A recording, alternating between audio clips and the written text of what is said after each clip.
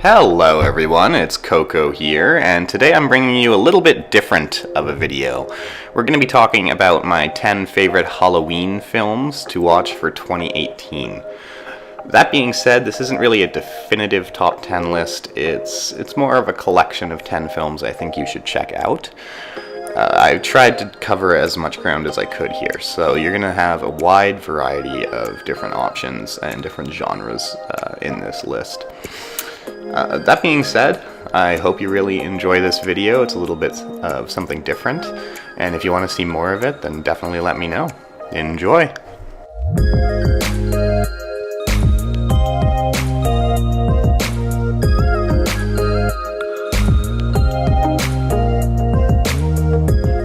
ReAnimator. This is an amazing movie. I was surprised just how much I like it when I first watched it. This is going to be under the comedy horror section, although technically you could consider this a body horror film. It gets very, very gory, but the laughs are crazy. I never stop laughing when I'm watching this movie.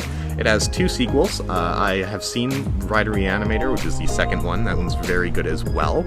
I have not seen Beyond ReAnimator, which will be the third installment. This first one, though, it's amazing. You should look up the theme song if you haven't. It's very, very iconic, and it's just overall amazing. It's one of the more underappreciated themes, in my opinion. And yeah, this movie is hilarious. It's about a crazy scientist who starts reanimating corpses. The difference is that when they come back from being dead, they aren't exactly in their right mind state, but they're not zombies, so it's a fun spin on it. It's based on a H.P. Lovecraft novel, who was obviously very good friends with Mary Shelley, who wrote Frankenstein.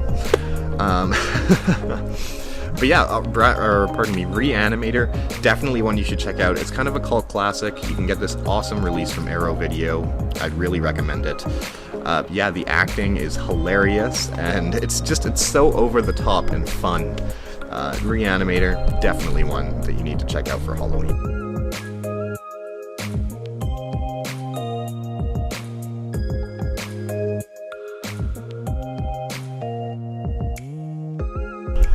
The Descent.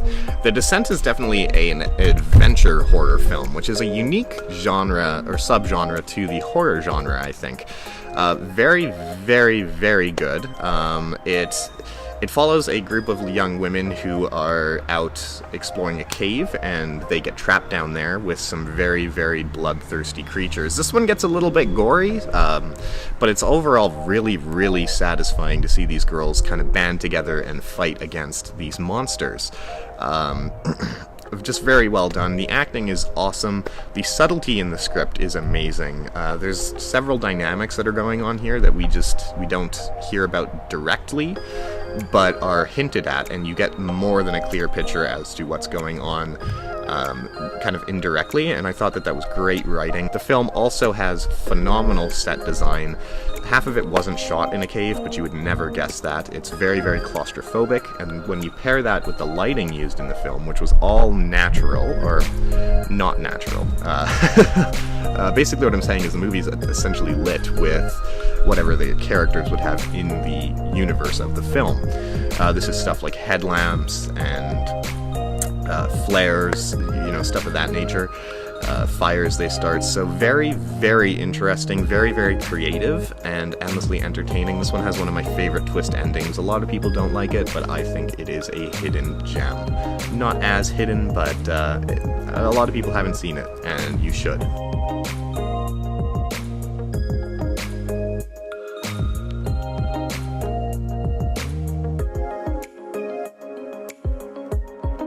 Predator. I know there's two in here, but we are just talking about the first. I haven't actually watched this movie in a long time, but for action horror, I think this is about as good as it gets outside of James Cameron's Aliens. The second one isn't bad, but I definitely don't think it measures up to the first. If you are somehow not aware of what Predator is about, it's about a rogue group of, I think they're mercenaries who go into the jungle to investigate something, and then a alien that is armed to the teeth begins to hunt and stalk them. This film is very, very exhilarating. At the beginning starts off, and it's a little bit of a corny action movie, a little bit too corny for my taste. I'm not into the whole Schwarzenegger craze. However, as the film goes on, it really progresses, as the fewer of these crew members that are left alive to fight the Predator, the more the stakes just go up and up and up. And seeing Arnold finally come to a head with this animal is it's cinematic gold. So if you haven't seen Predator by any chance, please give it a watch. The new one just came out. Haven't seen it yet. Heard it's pretty bad. But that's kind of the trend in Hollywood these days.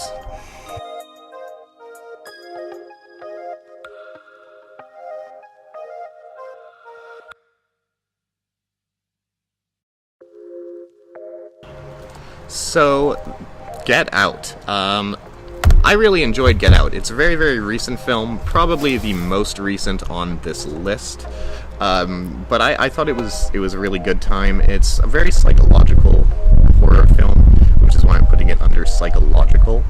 But it's got a ton of value to it. It's shot beautifully. It has Childish Gambino's Redbone as its theme song, which surprisingly fit very well. Overall, I thought the acting was great in this one, and it's very unsettling because of the racist undertones, which I really thought were captured well in this film. You know, you don't always have people overtly attacking other people nowadays. It does happen, unfortunately, but a lot of people are sort of passive-aggressive with it, and you see a lot of that in this film, and it's just really gross and unsettling. The film takes a pretty good turn towards the end. I won't spoil it here for you, obviously, but it's still a really good one if you're looking at psychological horror that I really can't recommend enough.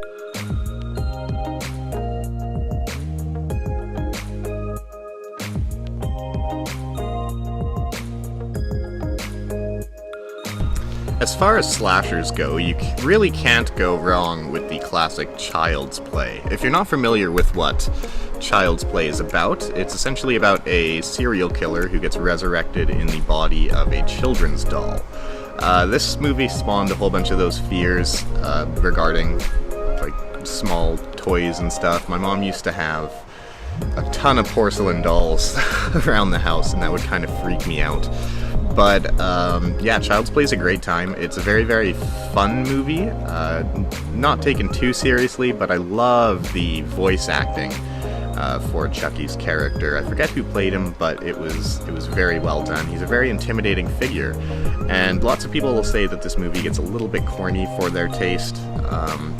While I'm not going to deny to you that it is corny, it's still I still think that it holds up as a horror film. Overall, it's not spectacularly shot or anything, but as far as Halloween goes, you need to check out a slasher, and I guess you could go with the Halloween franchise, or you could go with Friday the 13th or A Nightmare on Elm Street. I've always preferred Child's Play to these. I don't know why. It's not my favorite slasher, but I still really do enjoy it. There's a ton of innovative, creepy scenes. I don't like POV shots, typically, from the killer, but with Chucky it definitely works. There's a lot of shots where we see what the doll is seeing as he's stalking people. It's just a great time. I'm sure you've already seen it, but on the odd chance you haven't, you should check out Child's Play. It's quite a goofy but fun movie, and it doesn't really cross the threshold into comedy horror, which is why I'm placing it under slasher.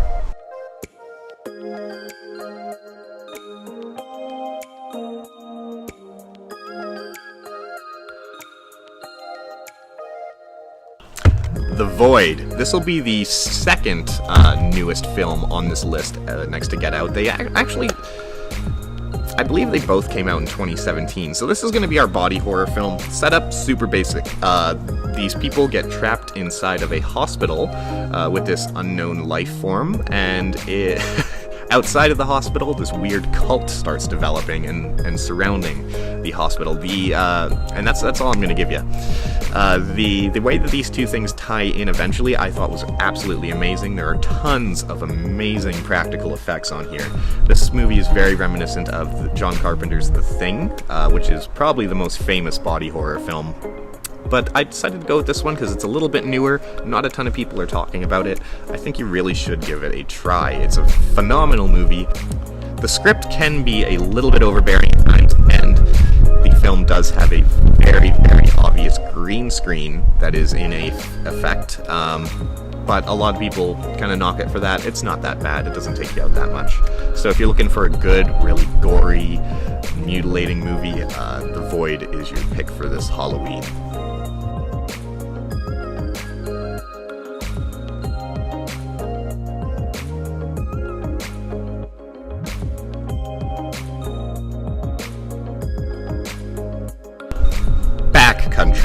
Backcountry is an amazing Canadian film. Fun fact, it was originally supposed to be filmed on Blackfoot Trail, which is in Calgary, Alberta. Actually, it might just be outside of Calgary. I live in Edmonton. Fuck Calgary. But still cool to see Alberta represented. Either way, this one falls into the natural horror section, which is one of my favorite subgenres for horror. This movie is minimalistic as hell, despite using a real live bear as the antagonist. It's just about two people who get lost in the woods and they're being stalked by this animal. The tension that is built up in this movie is amazing. The cinematography of the Canadian backwoods is so lush and it's beautiful. The music is subtle, but it has a huge effect in the movie. I love this one a lot, guys. You really need to watch Backcountry. Not a lot of people talk about it. The scene where the bear actually attacks is horrifying, and it's shot so well. And again, it's a real bear. Just a phenomenal movie, all about. And it was made for a lower budget, but what they did with that is fucking incredible. You need to watch Backcountry. I'm not going to say too much more about it because I want you to watch it for yourself. But this is my go-to sort of like man versus nature horror film, and I love me some man versus nature horror film. Yeah, Backcountry. Haven't watched it? Please do.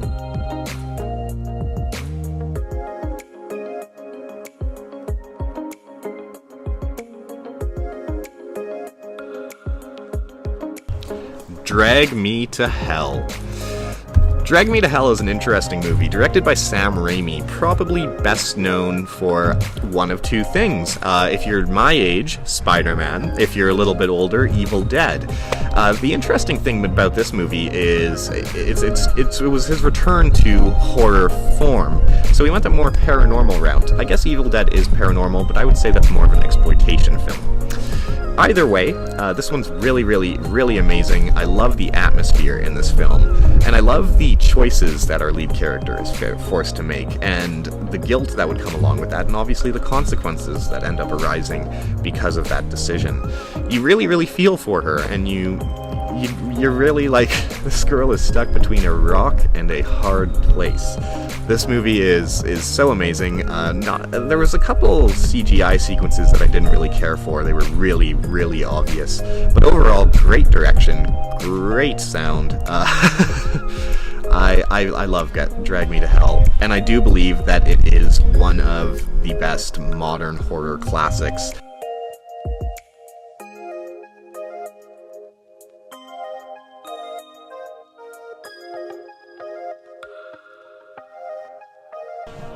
Bram Stoker's Dracula, favorite of the classic horror movie monsters from Universal. I own a ton of Frankenstein, a ton of The Mummy, and a ton of Dracula, and all the Wolfman movies, although there aren't as many in comparison. I'd love this one the most. This one was directed by Francis Ford Coppola, who did, obviously, Apocalypse Now and The Godfather. This is actually my favorite movie from him, although I love Apocalypse Now. This is a gothic horror film. I think I already said that, but I might be mistaken. Please forgive me. The set design in this movie is amazing. The whole thing almost feels like a stage play that has been filmed in a way to me. Keanu Reeves is even good in it, which is rare. And the tension in this movie is amazing as well. Some of the back and forth. I think Dracula had a huge, huge, huge impact on religion even, and just society as a whole, which maybe one day I'll talk about more in depth. But for now, we're just going to leave it at this movie recommendation. You've got to watch this version of Dracula. It's my definitive version of Dracula. I think it is so amazing. The lighting, I forgot to talk about the lighting. It uses a lot of blues and reds. And it's beautiful. It's fucking beautiful. This is an epic, it's a gothic, it's supernatural, it's everything you want in a horror film. Please, please watch Francis Ford Coppola's Bram Stoker's Dracula.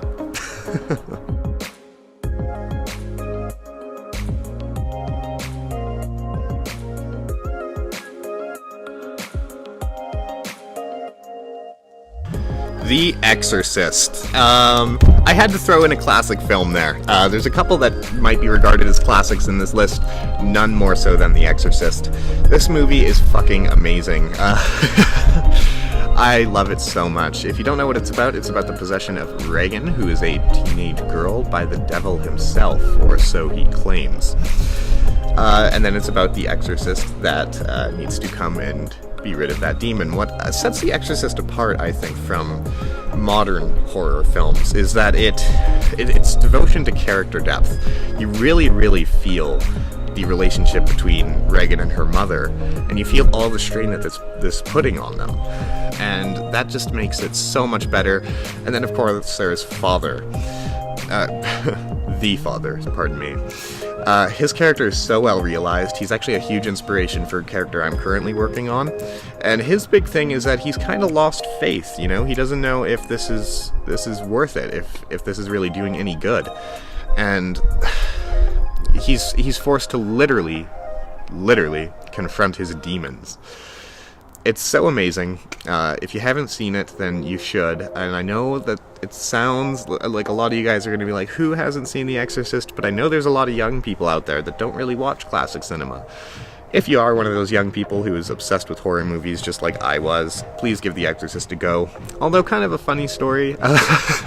Me and my friend used to marathon horror movies all night long. This was the last one we got to one night, and we were scared to watch it because it had such a stimulus around it. We ended up laughing the whole way through.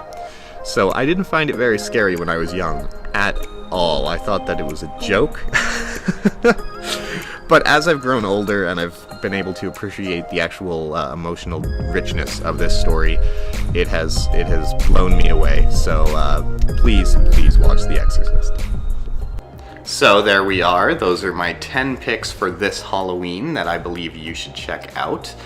If you like this video, please stick around and give me a like, or even subscribe. That being said, I'm open to doing a lot more stuff like this, guys. So if you have a top 10 list that you would like me to look at doing in the future, please leave it in the comment section below. That being said, I also want to take a minute to let you know that I am working on my short film currently. It is technically my second short film, but we're gonna go with we're gonna pretend like it's my first one. And it's called The Demise of Devotion. If you want to check out my Instagram, I'm gonna leave a link in the bio. I have a whole bunch of behind the scenes stuff on there, and the film will eventually be released on this YouTube account. That being said, I just wanted to thank you for tuning in. I hope that you all stay very safe over this season, and I wish you all the best.